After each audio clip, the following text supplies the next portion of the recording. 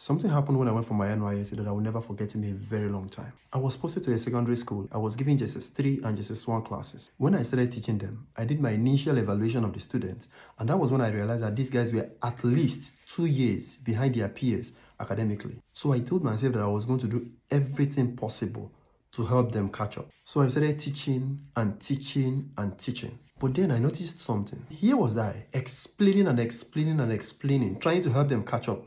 But they were looking at me a certain kind of way. I could not understand it. But, I continued. For months, I kept teaching. But they were not interested. But it wasn't that kind of not being interested in an outrightly not being interested way. They were not interested, but they were also polite about not being interested. So they were just looking at me like...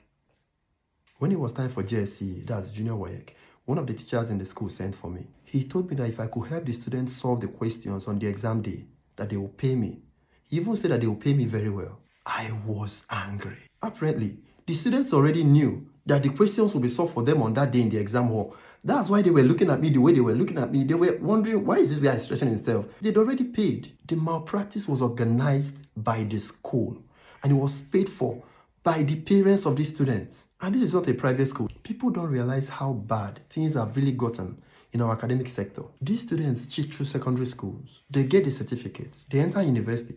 And the cheating continues. No wonder we have so many graduates that struggle to string together coherent sentences in English language. The other day, Tosi of Money Point was almost swallowed whole when he said that they have a lot of roles to fill, but that they are struggling to find the right people with the right skill set to fill those roles. You won't understand how bad the quality of education has gotten until you have a very high value role to fill. That's when you realize that the problem is not that we don't have people. We have plenty of people. We don't have enough people with the right skill sets. What makes this even hard for me is that while we're busy discussing all of this, JAMB is busy reducing the cutoff mark for entrance into universities. Go to several parts of the country, and you will see cases of core members, NYSC core members, being told not to fail students even when they don't deserve to pass. And we forget that we now live in a globalized world. These graduates are not just competing with someone sitting in Lagos or someone sitting in Maiduguri.